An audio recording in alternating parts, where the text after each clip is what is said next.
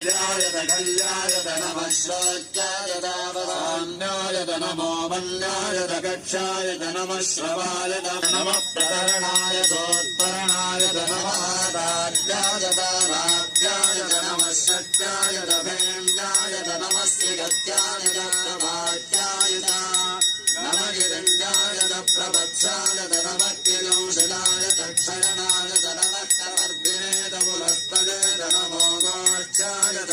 नश्यमसद्युपदे चतुष्पदे विश्वं पुष्टं ग्रामे अस्मिन् नमातुरम्